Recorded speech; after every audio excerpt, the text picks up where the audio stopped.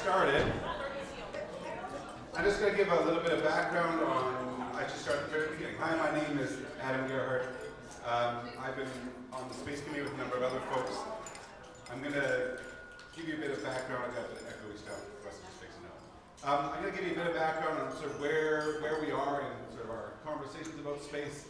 Sean's going to have a bit of a conversation about some of our vision stuff that we've been talking about, and then Arthur wants me to help like a bunny and do, I don't understand what these signals are. You're in front of the speakers, you can talk about it. I don't know, but I can talk about here anyway. Who else has to figure out the speakers? Behind the speakers. Yeah, but You're going to get feedback. You're going to get I you know, to start turn screaming. the speakers down. And then so we're going to give a bit of a background on all that stuff. And then we're going to have the folks from Trinity Centres come up and walk us through a couple of vision questions. A couple of vision questions, just to have some conversations, and then we'll open the floor to conversations about space if you have questions about specific stuff. We're still fairly screechy. It's because you're in front of me. You got to do Well, it's that. not only because that, it's because you got. Okay. Start all over again. It's not, but I'll do that. But anyway, okay. I got it. Thank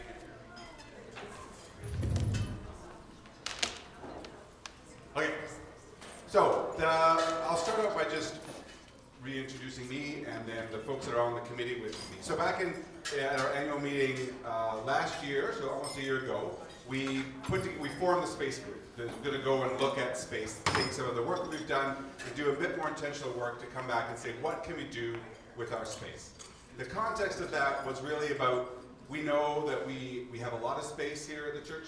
We know that we don't necessarily use it all as well as we could. We know we have a very big sanctuary space that, COVID aside, we were using sort of once a week.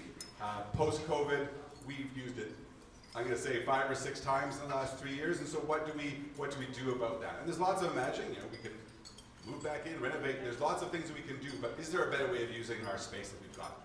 The other context of that is, there's 3 contexts. The other context is in terms of our community impact. Is there ways of missionally having more impact with the space we've got as a ministry of space? There's lots of groups that come in and use our space, which is fantastic. Is there more impact we can have that way in terms of supporting the community with our space? And the third one is, there's lots of groups that have buildings like this where the building is an asset, not a liability, in terms of it actually makes money for the congregation.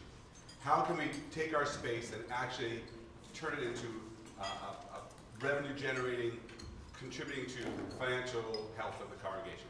So it's those contexts that we're sort of looking at all this. The space committee that we struck was me and Sean and Leanne, who's not here, and Bryce and Pat.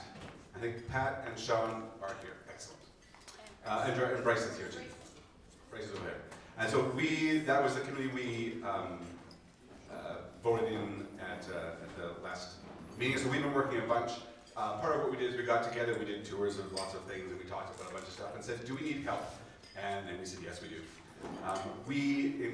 We have had help before. Some of that's worked well, some of it hasn't. We've done, a lot of that help has been working on a lot of, mostly, it got to sort of visionary stages about what we want to be as a congregation, but never into sort of the, okay, so we have space, what do we do? And so we're trying to find ways of getting to that part of the conversation. And so we found Trinity Centres Foundation and had some great conversations with them and ended up engaging with them. We have a grant that's supporting some of this stuff, so in terms of financially, it's good, it's working well for us. But they've been a great partner, and we've had some really neat conversations with them in the fall. They often do more vision work. They spend more time with congregations understanding stuff. And the committee as a whole sort of went pretty quickly to, we've done a lot of that. And so we're going to represent, so I hope you're okay with this. We did this on your behalf. We're going to represent a lot of that to get us going. And so we gave a lot of feedback, worked with them quite a bit, and they've started to do a lot of work. They're here this week to visit with tons of folks, community groups, city councilors, nonprofits, social enterprises. They're doing a lot of stuff this week, meeting with people, which is exciting work. And we're glad they're doing it because we did some of that, but having a group like them, they can short circuit a lot of this stuff. They can go faster than we can, so that's really great. But today they want to come and meet with us and talk to us. So we're going to have a few visionary type conversations, vision-ish conversations, but also talk whatever you want to hear about in terms of this space. I'm going to get Sean to come up and give us a bit of other context in terms of vision around the use of the space, how we've sort of represented that, and then we'll get Mike and Dave to come up and talk about Trinity Centres Foundation. Cool. What a great turnout, and thanks to all the people who made. Sorry. And I saw Lenore Linton's name on a. I'm having Lenore Linton's stew. It was fantastic. I just wanted to briefly add that the church hasn't always been like it is now. It has transformed significantly many times over in the last 2,000 years. And so this is just an evolutionary process that we have this opportunity, that empty space, that underused space that is a very sacred space. We have lots of memories in it. Isn't a problem. It's an opportunity. And something significant is going to happen with our building. We have no idea what. Because part of the problem is there's too many opportunities. There are too many options. And so we've hired Mike and Dave to come and help us sort that out. And we're excited. They're both people who take their spirituality seriously. So we could have hired like building consultants, but we want to do something special. And when we read a treaty land acknowledgement, we have land that is not being used very well anymore. It used to be packed in the 60s and the 70s. We understand that. But now it's an opportunity to do something really significant. And let's hope we can figure something out that can also bring us life. And this process will continue over and over again. So I'm excited about what's to come. I'm glad that you chose the 5 of us to sit on this space committee, and you trust us with bringing recommendations back to you. And curious as anybody else to see what's going to happen, but we're going to move quickly, I think, this next little while. So which one of you guys is going to kick things off? And I was kind of glad you were here this morning too, and to worship with us. And not all building consultants would do that. So yeah, welcome. It was such a joy to be with you this morning. I was singing my heart out on the front row. Thank you for inviting Mike and I into your space. It is a joy to be here. Trinity Centres Foundation, just kind of to give the elevator pitch, is we help congregations reimagine their assets for community impact. And that can look like lots of different things. It can look like community hub, housing, affordable housing, youth centers, senior centers, lots of things that can happen in spaces that we inhabit. But most churches across Canada are used 5% in a given week. So we have these vacant spaces in cities that are in need of below market rent for equity-seeking groups. So you have an opportunity to see something really magical emerge in the space in which you inhabit, the asset that you have. And as Adam and Sean both mentioned, is it can generate income for you as a congregation. So our role at Trinity Centres is really to help congregations do that work to investigate what could we do? What are the possibilities that could emerge within a space? And how do we make that decision? How do we pull the data and the numbers and the possibilities so that you have what you need to make the best decision possible for you as a congregation with your vision and your values based on the neighborhood and the community in which you're in on what next could look like. We also recognize that we are in a once in 500 year operating system revolution as we are as church. It's got to change. Being in this with you this morning, it's been amazing to see how you've evolved.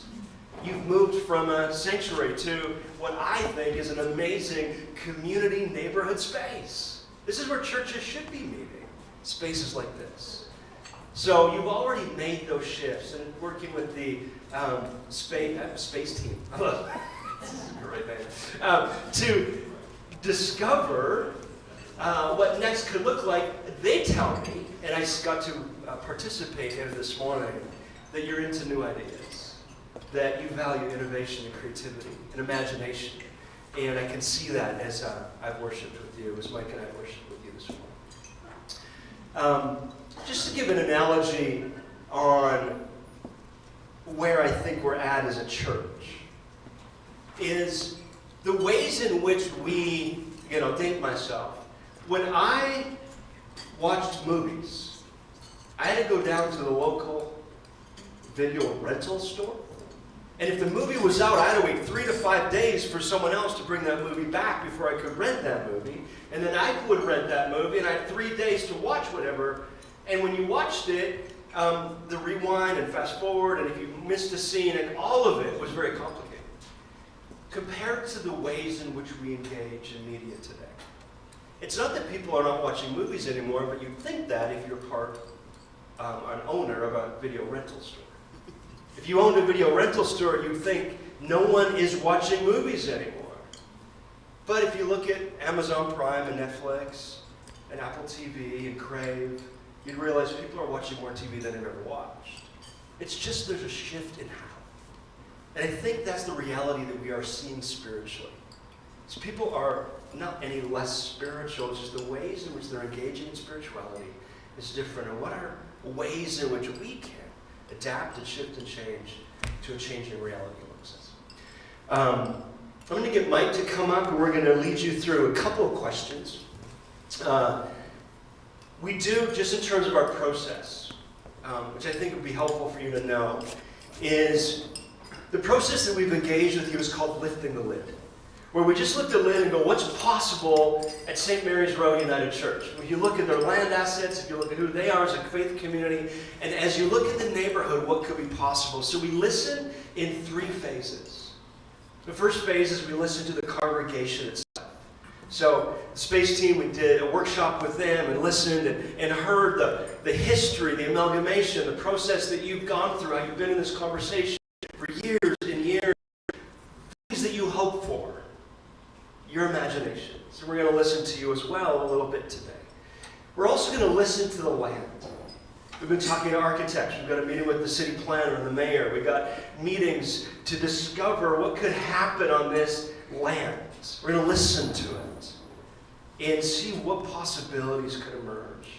And then we're going to listen to the community. We have a number of community stakeholder meetings back to back to back, all day Monday, all day Tuesday, plus a survey that's going to go out for us to gather information on the community and its cracks and crevices, hopes, and possibilities. So there's 3 ways in which we're listening. After that listening, we're going to research and look at all that data that's been presented and create a final report that will come back to you on what we think is the best path forward for you as a congregation based on your priorities and objectives. Okay? That's where we're going. So, in working with the space team, I'm not sure I heard them call themselves the space team before. And I don't know about any of you, but I'm going to go back to Toronto thinking of this team as the Space Cadets.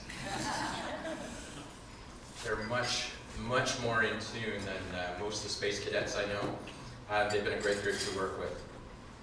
Phil was talking about choices and priorities this morning. And when I think about priorities and choices, they come from deep inside, those values that we have, the priorities. And we wanted to take just a minute. We've heard some stuff from the committee around who you think you are.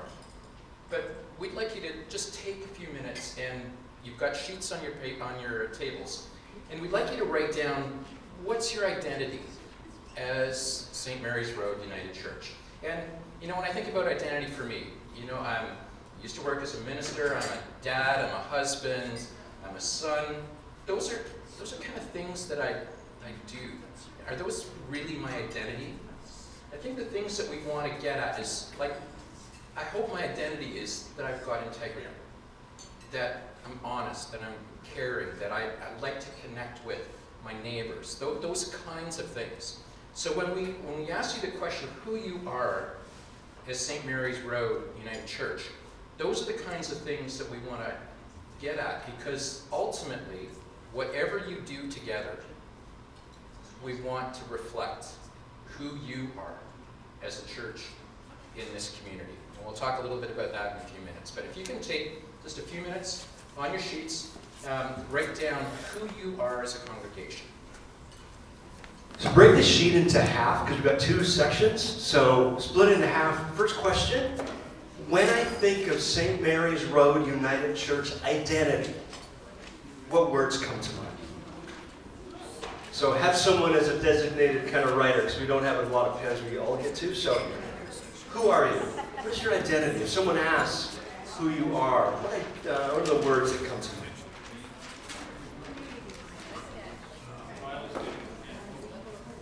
First thing is, when you come here, inside it is strange.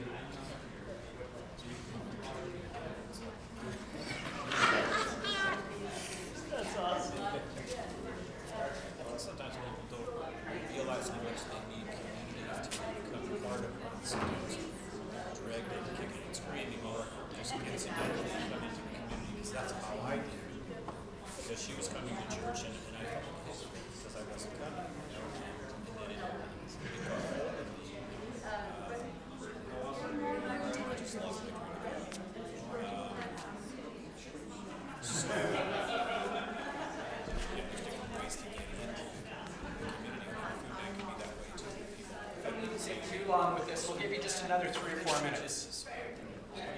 2 to 3 minutes. Come up with who are you?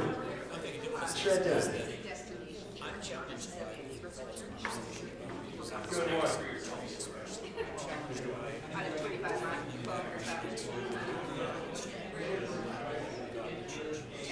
I live on the other side of the city. Well, I used to say broke on 29 churches a year. Now it's probably 10. We did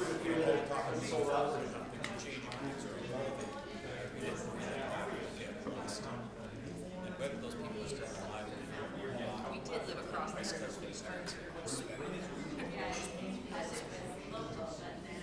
Well, and I went to the website. I saw a bunch of names I knew from when I was in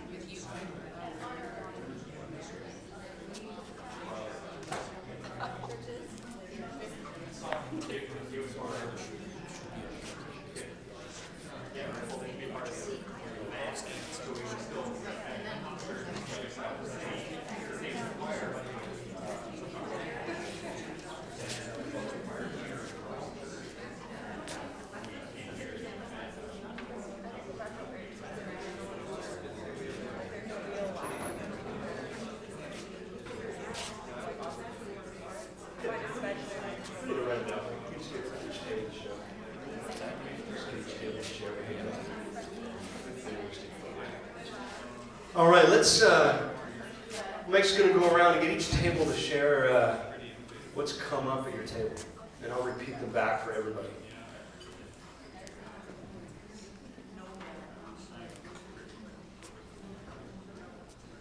We came up first, that one from 20 years ago.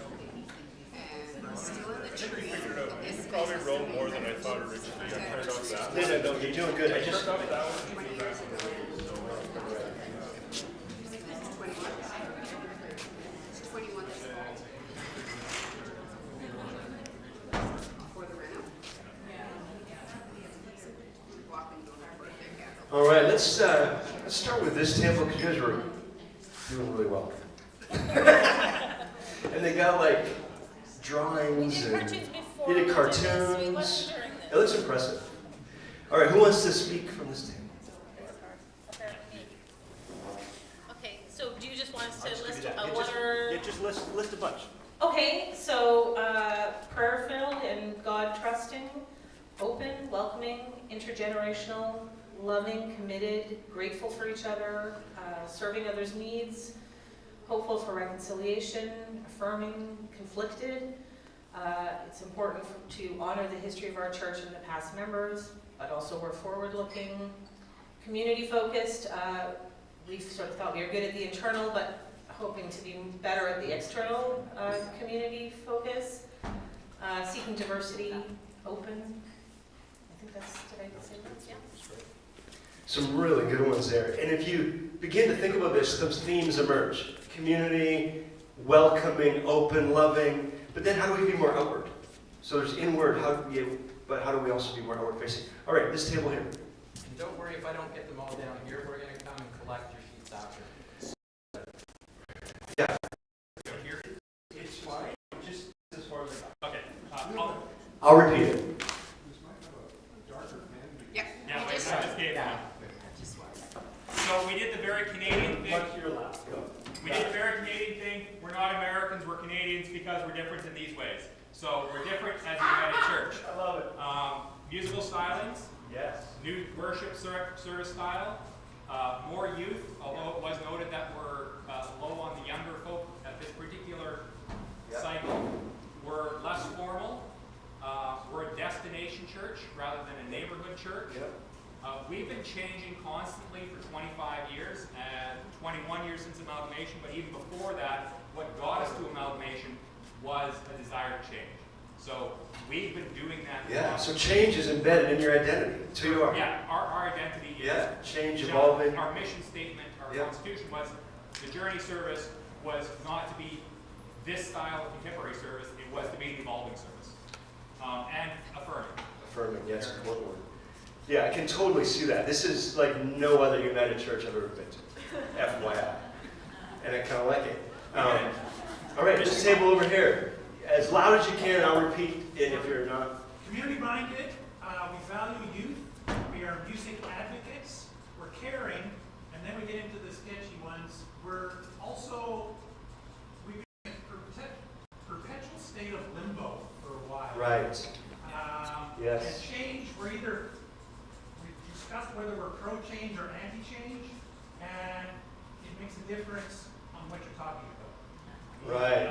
Yeah, that's Some good. people are really pro-change, but just Let's don't go. change that. Yes. We always have those things. We're all into change until you don't do that one, though. Great stuff. This table back here, you want to read what you have? I have a very poor pen here, so I'll have to read it. Yeah, no worries. Similar to what we've been married to others, some of us are long enough in the tooth here that we have been here since the 60s. Okay. And over that time, we found this was a church that does change to be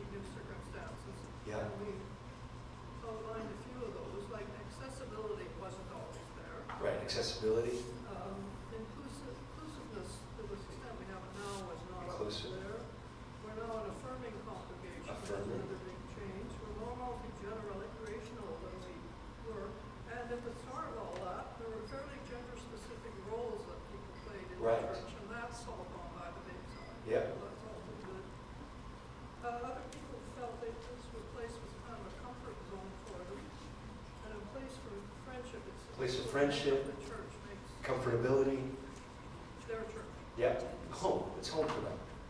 Very good. Thank you. All right, let's go to the back middle. What did you come up with? Yes. Okay, in addition to what's already been mentioned, we consider ourselves survivors. Survivors. Come on. Yes. You're still here. We're somewhat willing to take risks. Yep. And Somewhat. we have our outreach. Right. Within SCORE. Yeah, and that outreach defines you. You know, I've heard a lot about that. The food bank is a significant part of what you have here. That's all of it, that's the only. Very good. I love it. Thank you. All right, back corner. That was an animated table. You guys are having a great discussion back there. I think all of our ideas have really been said already. Although I will go rogue and say one thing to even write down story group, we're very good with white location. Yes, you're white Caucasian, so diverse in some ways, but not Right, not in others. other ways. And then just, we highlighted the intention behind everything we do is really well-intentioned, but it's very empathetic. We're trying hard. I think that Yes. counts for a lot. Really good. All right, over at this table. With welcoming nurturing youth, growing into a congregation or community, or just growing in general, denomination, families, and here over time, and innovative but stubborn. Innovative but stubborn. Come on. I want to hear more about that one. That one needs to be unpacked. And if everyone was to share where the duplicates are, you start to see the theme emerge around identity. The same words, welcoming, community, outreach, these same words are starting to appear. One question I want to ask before we get to the second one for your paper that I want Mike to write down is, and this would just be popcorn. We talked about identity, but what would be your fears? If St. Mary's Road United Church was afraid of anything, what would that be? What would be your fears that you carry into this reimagining, envisioning process? What fears would you have? Are we writing these down? No, don't write them down. Just speak them up. Not being together anymore? Okay, not being together anymore. We're done. Financial ruin. Financial ruin. I love the honesty. Run out of volunteers. Run out of volunteers. No kids. No kids. Yes, we age. Irrelevance. Irrelevance. Yeah, that's a big one. End up ostracizing people by making one choice compared to another. Oh, wow. You ostracize by making one choice over another. It's kind of the fear of trying to please everyone. Yes. Yeah, the fear of trying to please everyone. Oh, so good. And yet you can't. Well, who are we? How do we exist? But how do we add others that do really other different things than what we do? Yeah. Any other fears you can think of? That we become a community hub with little faith. A community hub where our faith is lost. Yep. The fear we don't do anything. Fear we just stay stuck and don't do anything, don't make a decision. Slow decline into nothing. Yeah, slow decline. Yeah. There's churches in Winnipeg that have closed with money, no people. Yep. Well, that's what we. No one willing to serve on committee. And again, like we have 42 projects right now at the Trinity Centres Foundation that I'm working on currently. And out of those, a lot of the story is how do we transition our assets because we're done. We're done.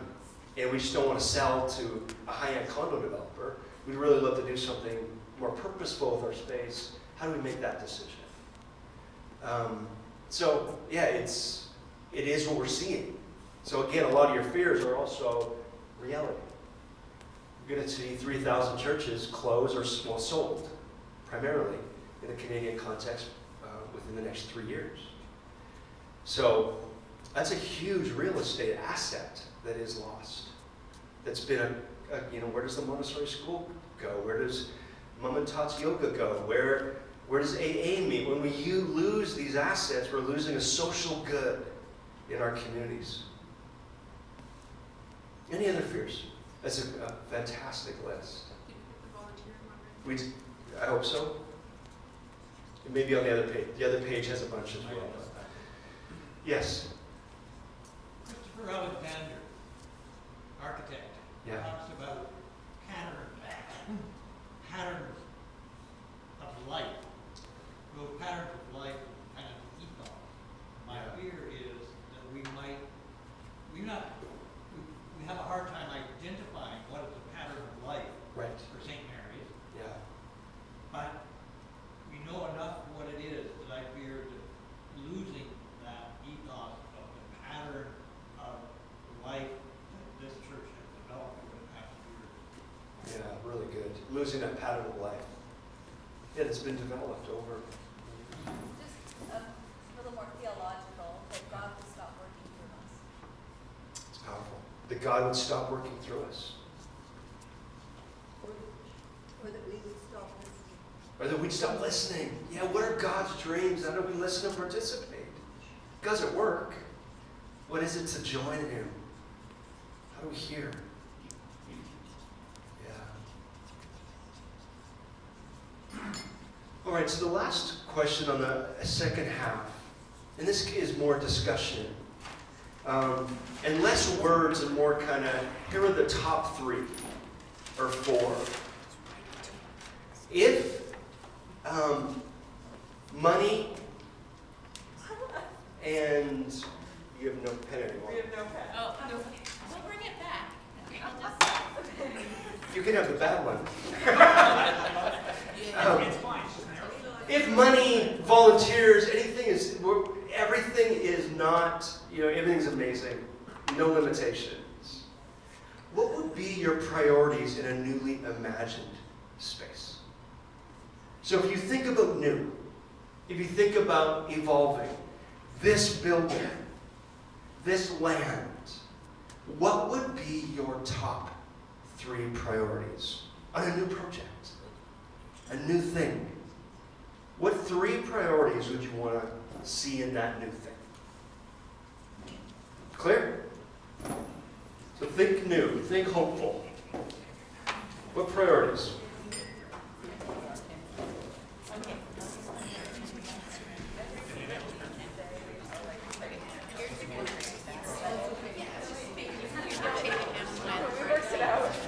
Fingers to have our pen stolen. Just give it to him when you're done.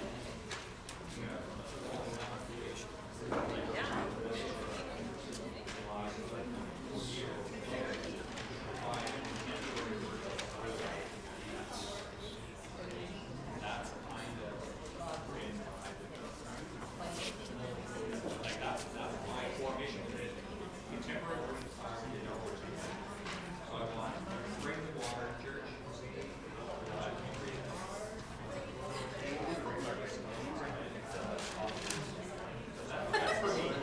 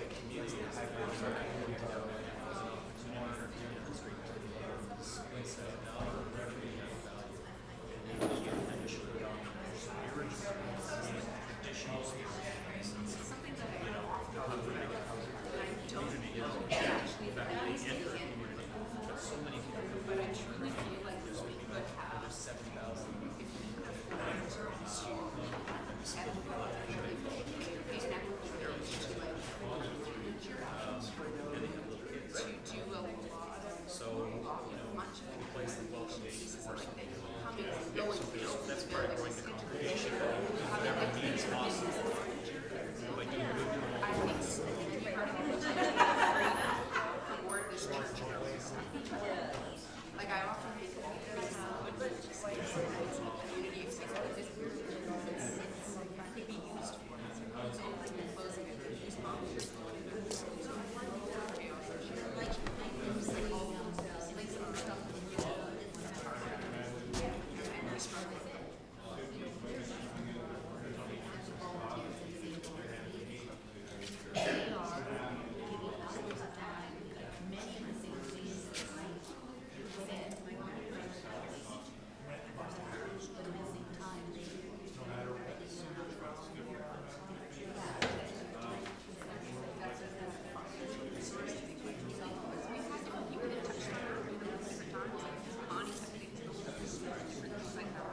During those times, I think we flourished a little more because there was resources for other people.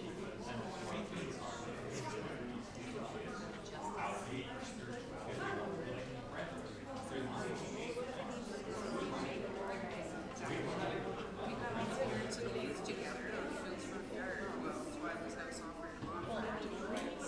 And we're like, okay, we'll run to looked on the table, right? These families have to take our art space for 5 minutes to rush.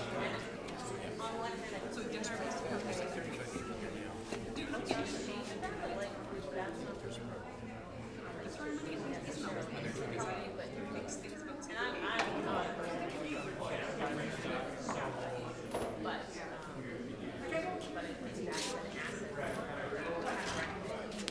How are you doing? Do you have your top 2 or 3 or 4? Just a couple more minutes. Come on, 2 more minutes.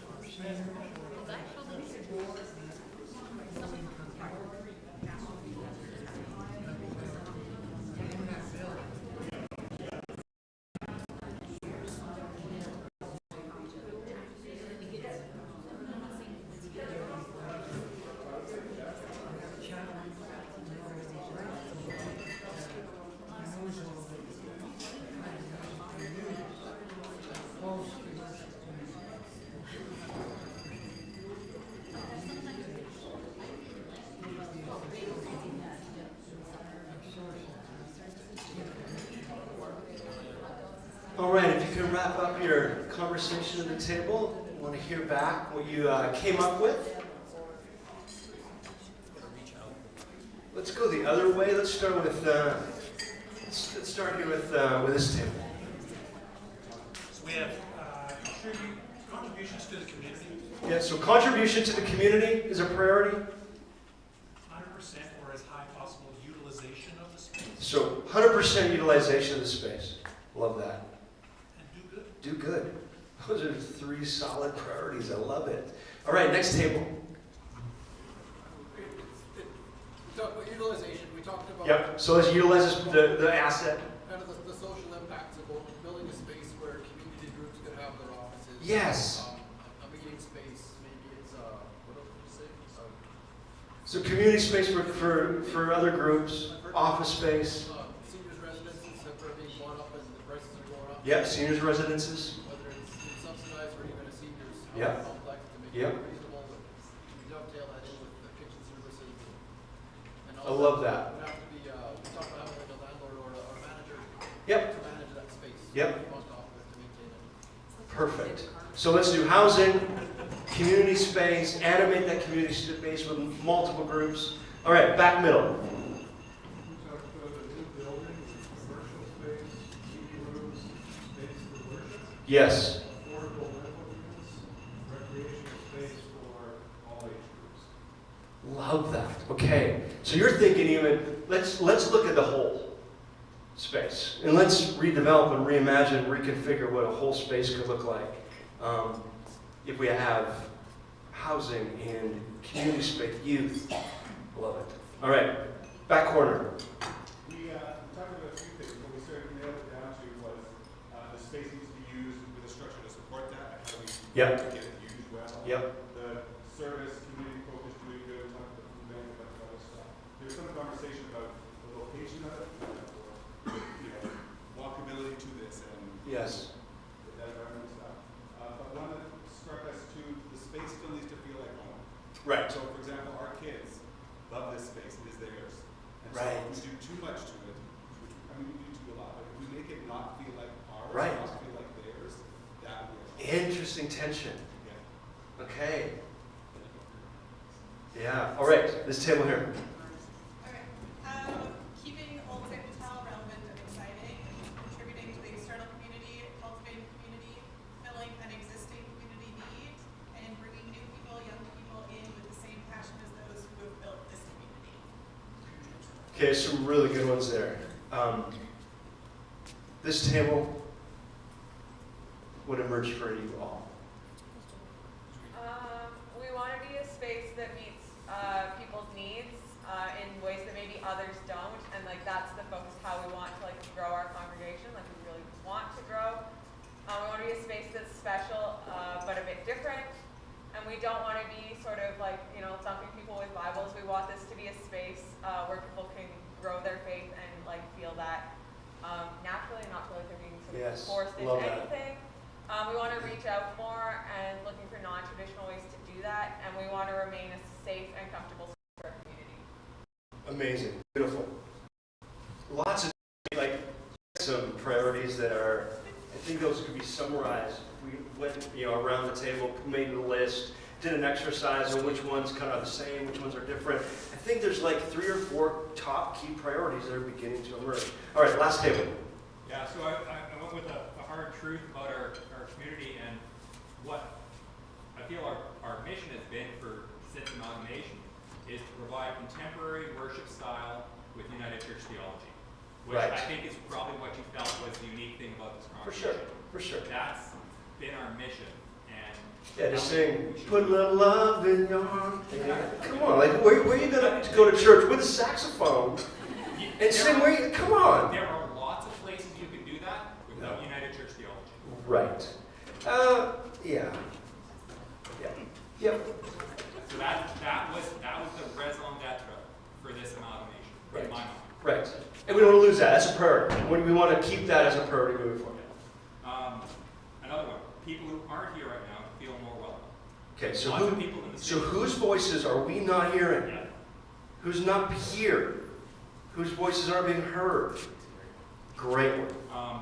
Heard from another table too, a business manager who organizes time and space. If we have infinite funds and infinite resources, have someone who takes care of the nitty gritty so the volunteers can work on their passion projects. Let's have a building manager run this space as a community hub. Not on us. We get to be the church. We'll add the spiritual component to what is this ecosystem. And Love it.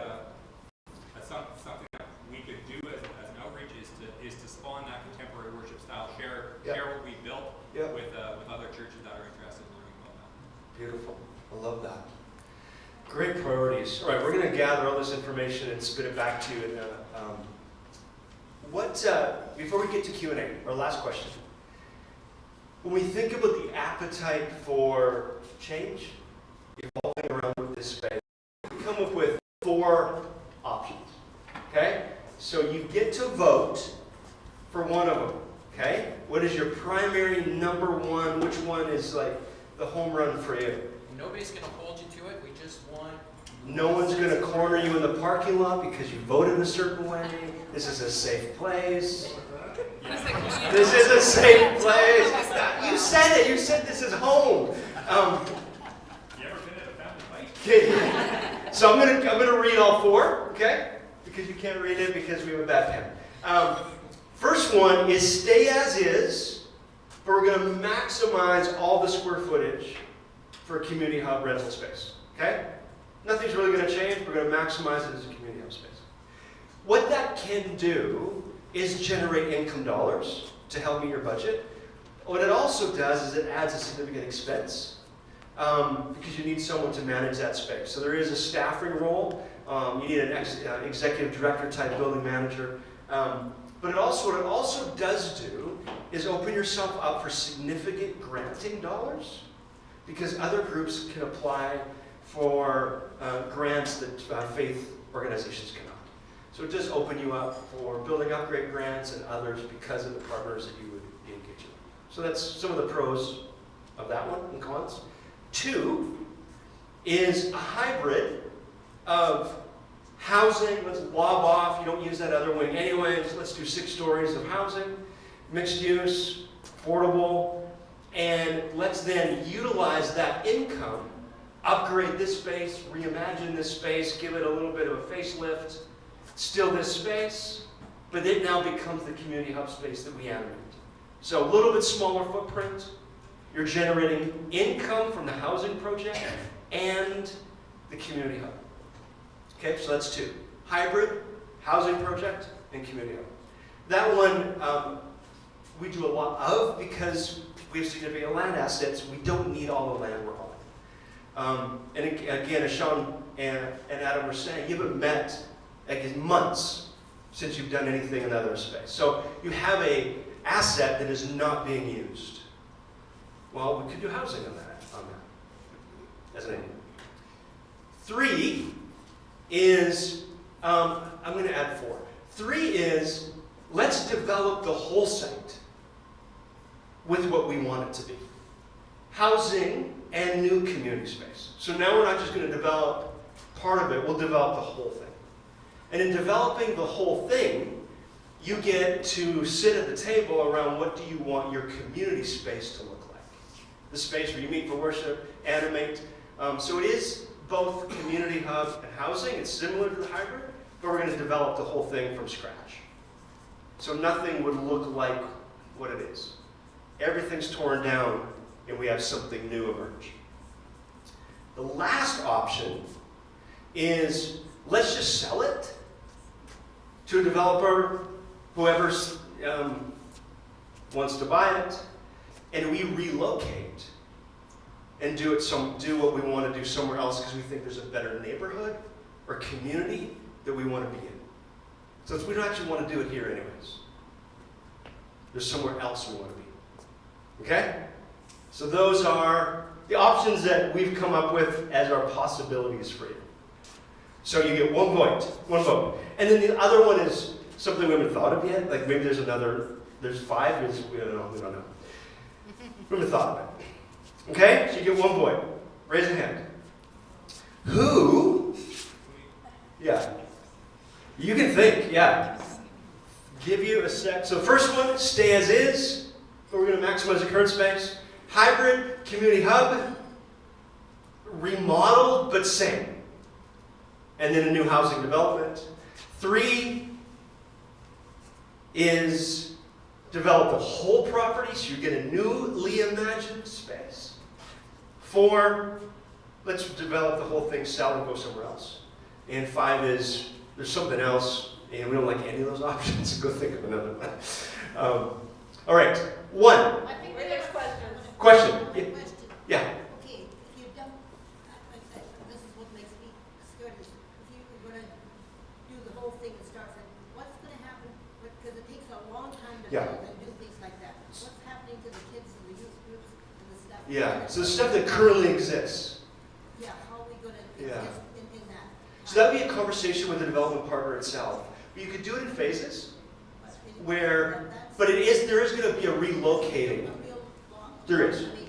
People have divorces after building houses and Yeah. things like this. Yeah, for sure. No, there is going to be a time when you would have to relocate for a period of time while the development happens. Because this Yep. is, for the younger kids, this is home for them. Somebody, they're comfortable here. There'd be lots of details. We're not getting into the details. With all of these, none of this is remotely binding.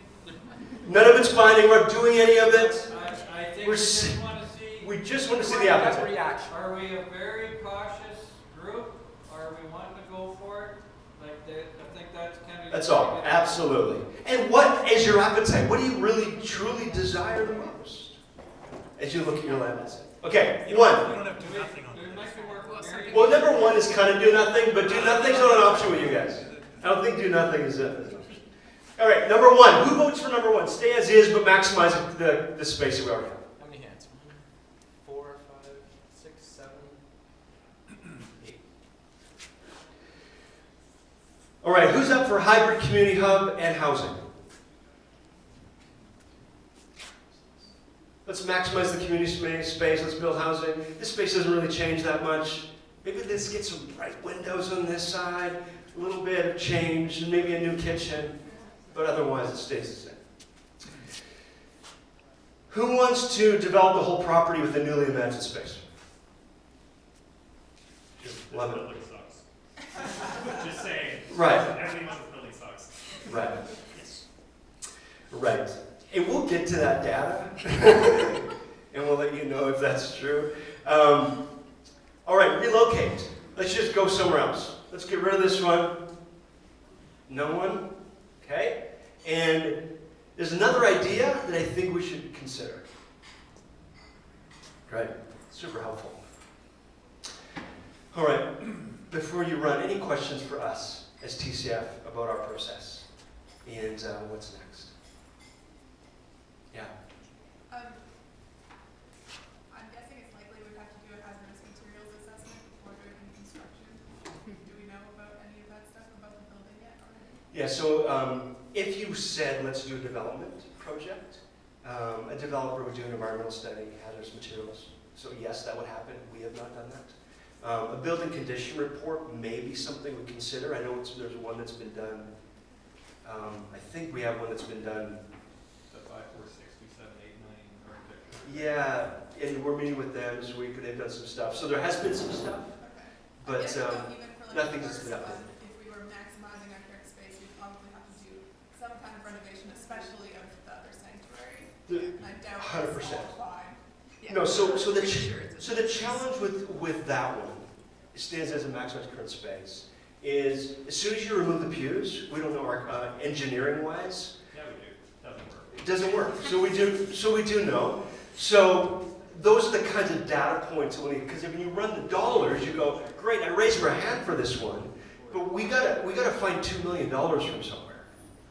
And organizations that are faith-based don't have grants in the same way, can't access those dollars in the same way that not-for-profits can, that other not-for-profits can, like arts groups. And so what we find often within a community hub ecosystem, St. Jack's would be our pilot site in Montreal, their site is, their primary anchor tenant is Le Monastère, which is a circus. Well, they can get access to tons of grants.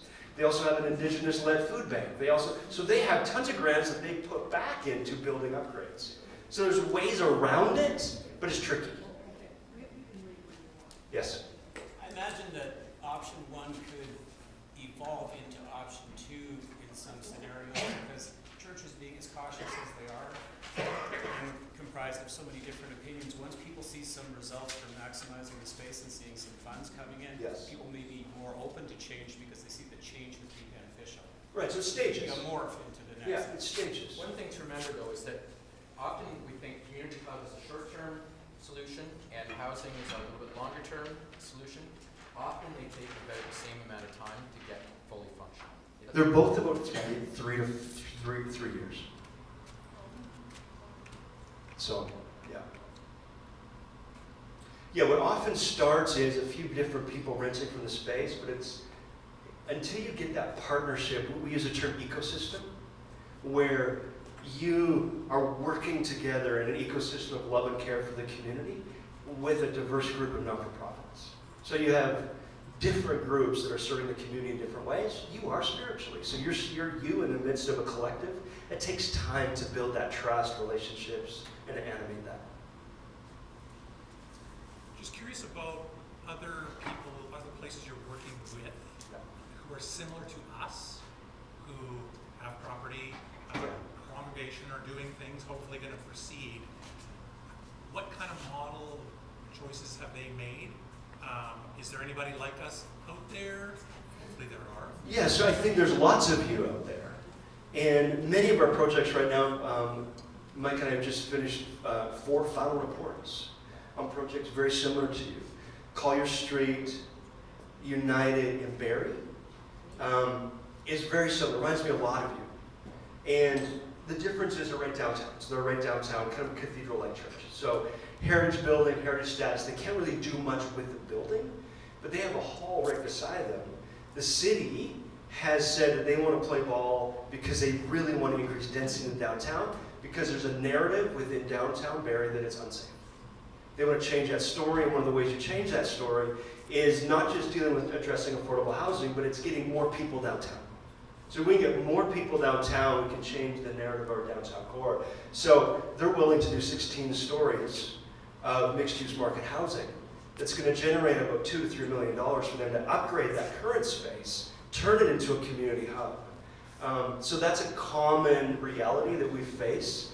Parkminster United. They're a church in Kitchener, Waterloo, that is, they've got a challenge with their property as well. It's Parkminster United in Waterloo. I need to go there. The configuration of their property is unique. Yours is, kind of unique. And they've actually just contracted, or in the process of contracting, a Montessori school to bring them in and help to sort of support their bottom line. But they're at the point where they're surviving. They're just ticking along right now, but they see the signs of decline, and they know that in 10 years they're not going to be in a position to make the kind of decisions that they are now. And I think it's a similar kind of situation to here. You've got some financial resources, you've got some great leadership, you've got a property that's underused, but that you could do something with. So that's just a few stories, but there's a number. But just in terms of how much you're looking at, are you looking at like the heating and cooling of the church and the space as well as part of the analysis?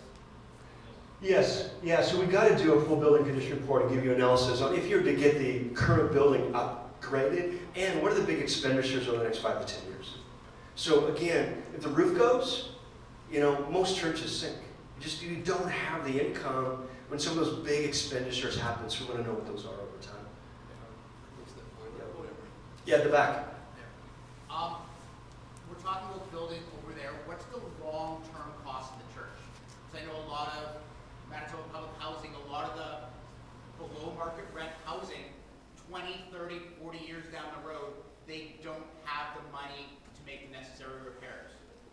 Are we biting off more than we can chew? It gives us an influx of cash to start. 30 years from now, we're toast because we have $1 million worth of renovations to do on affordable housing that we can't afford. We may not own it. You probably wouldn't own it. Or if you did, it would be in a joint venture agreement. So we do encourage, and I'll just describe joint venture agreement just very basic. A joint venture agreement is the church puts the land asset in the deal, it's your partnership, with the development partner that is putting in construction costs in the deal. You're both then receiving the uplift from the site and revenue long term.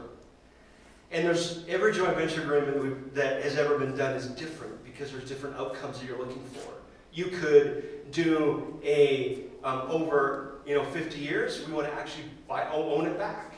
So the developer gets out what they want, they got their return of investment, you now own it. Or it could go the other way.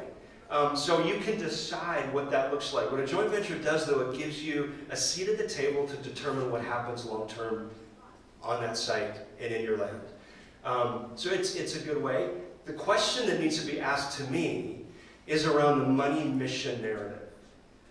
Often we come in with this idea, let's do affordable housing because it's missional, it feels like the right thing. But affordable housing doesn't give income. You're now putting that land in for free, which is great. It's a great mission thing. Let's gift our land to an affordable housing provider. Let's do affordable housing on our site, but it doesn't give you income. So what we need to do is look at your current site and go, how much income is required? Is income of value? Do you need financial sustainability and your land asset to generate that financial sustainability? So those are questions that we're determining and are going to continue to ask as we go through this process. I feel like the building is speaking And these guys are translators. Yeah, 100%. Well, but here's an example of that. So we met with the architect and said, can you determine if housing is possible on the site? Our initial development consultant said, I don't know, we really need to look a little deeper at it. It's a bit weird shaped and I don't know. We then talked to the city planner. So again, this is just for us here, okay?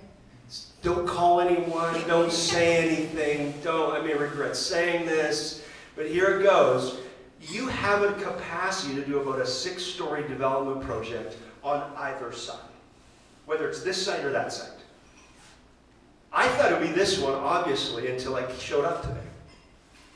So we're trying to listen to the land and go, which area would we do a 6-story development project on if we wanted to do that collectively as St. Mary's Road United?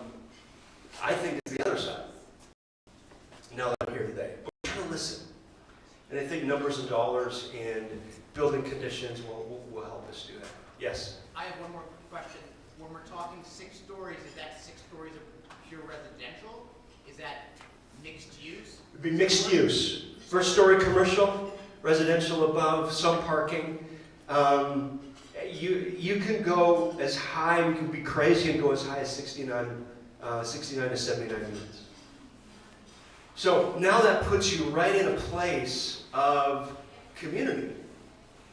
How do you want to engage with that community? So what we're trying to do is, here's what's possible. There's no decisions being made. We're just saying, here's what's possible on the land asset itself. What do you want to do? Yeah. So I don't understand about the housing thing. So if it's not going to bring us revenue and we don't control it, somebody else does, so it's not really an outreach to the community and we're not, like there's a million condos and commercial at the bottom going up and down St. Mary's and St. Anne's. It's not a new thing. Yep. What are we providing with this and what are we getting back? If we're not getting money back, then we're not. You can get money back. If you did mixed-use rental housing, you get money back. But that's not affordable housing. If you do affordable housing, then you may not get as We much back. don't know any of that. But what we do know Right. is that at the AGM last year, we recognized we're not going to be able to make any decisions or recommendations with 100 of us in the room. Yeah. And so there were 5 people selected to kind of work with, try to interpret what we think the congregation might be happy with, come back with some options. So that's just sort of the process now. There'll be 20, 30, 40, 50 questions in each, whatever emerges. Oh, no, for sure. And Just to ease your mind a little bit, what we're going to do with each scenario is go, if you go mixed-use rental, here's what the opportunity could look like. Positives and weaknesses, strengths and weaknesses. If you go affordable housing, this is what that looks like. If you just want to go community hub, here's what that looks like. And to look more deeply into your own finances as a faith community, and also what the opportunities is within the land itself, and how much you would generate. I think part of the problem too is that we're dealing with different definitions of what affordable is. You know, it can involve supportive housing, which is subsidies and levels of care, and transitional housing. It can be market affordable housing, which is we're looking at families who are just looking to get into the market. It can have a whole range of definition to it. And it also depends on the appetite of the local city to participate. So we have just now done our first affordable housing project in Sarnia, where the city bought their land for market value. So they did affordable and make money. So I'm not saying you can't, but it's rare. So it requires partnership at every level to generate something really creative and to see an imagination move forward in a space that aligns with our mission and values and serves the community. But I think it can happen. Yeah. Just a local context one, Lions Place, big apartment building downtown. The charity group had to back out and sold to a private developer. It's been in the media a lot here, I think. Yep. A lot of people are probably thinking about that Yep. and not wanting us to be in that situation. Yep, no, it's fair. And that happens all over. Any other questions in terms of just the process or questions that you may have resulting in outcomes? Yes? Are you also going to be talking to like provincial governments about housing? Just because I'm thinking, like, how willing is the city to be getting involved in, you know, putting housing on this lot, given that they literally own the building across the street and aren't doing anything, right? Like, maybe the province will be more willing to engage. Like, are you also going to? Yeah, so we have a great relationship with CMHC, provincial and federal, so we are engaging across the board. There is a development project going in across the street. So that's been put to the city in an RFP process, and someone won that bid. What we don't know yet is what it's going to be. So someone's won that bid. We don't know what the outcome of it's going to be, but you are going to get a development project across the street. But we do know there's a homeless shelter in there, and they're gonna get kicked out. Right. In order to accommodate. So someone's going to be displaced. Yeah. Yep. Timing. Yep. Yes. I don't know if we already know this and I just didn't read, but what kind of community stakeholders are you going to be talking to? Yeah, so we've got a significant list. Mike can go through that. Community Foundation is one which we love to meet with. We're meeting with the mayor. We're going to be meeting with Birthing Center, local councillor. We're not going to meet with them while we're here, but with United Way. Sean's got us set up with a whole bunch of people. Yeah, coming to the Social Enterprise Center tomorrow, and we've toured a dozen nonprofits through here. Yeah. Many of them looking for space outside the inner city. So you'll be meeting with some of them as well. Going to meet, with the Birthing Center, the Montessori School, the food bank. You know, so we want to get a sense of people who are right in the community, as well others who are, you know, understand the context of the city and how those dynamics work. Arts groups. We have usually arts groups, not-for-profits, city. So we kind of have categories that we like there. 12-step programs that we do. Yep. AA groups. Yes. Does anybody know how what Young United has done has impacted them? Like they're Actually, I was gonna talk about that afterwards. Again, don't quote me outside this room, but I've heard rumors that Young is actually in a bit of a, not out of money, but out of people thing. So Young was a heritage building, burnt down, rebuilt as a community hub with many shared spaces. The church took the management function of that space, but the church is aging, the congregation is declining, and they're struggling to fulfill their role as the overseer of that entire piece of property. And so. Well, I know we just did a fundraiser, like we just did our theater group did a fundraiser over there because they need a community manager to manage, like to be there when people come in the door and help send them to the right organization Because the that's church in can't do it there, anymore. and they don't have money for that, Yeah, so. the church can't handle the management of the space. Right, and they're aging and don't have the energy themselves to take that on. Yeah. One thing too, just to sort of fill you in on what happens when we're working with a congregation where there's a community hub. We don't necessarily coordinate this, but we have the option to help with, you know, design around leasing agreements, what it looks like to put together a job description for a facilities manager, all of those kinds of things, so that you can incorporate it and make the decisions around what seems to fit best with your particular project. Any last questions? As we go through this process, the space team will be communicating back to you what our discoveries are, what we're learning. Please be in communication with them if you have any further questions. We'd love to be involved in this process with you. One of the key things that we say at Trinity Centres Foundation is we don't have clients, we have partners. And we don't view you as a client, you're a partner, because our value is to do social good. That's what we want to see happen.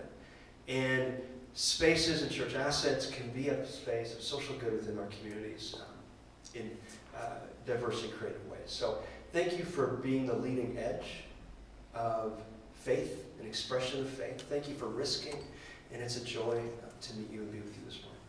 So have a great afternoon.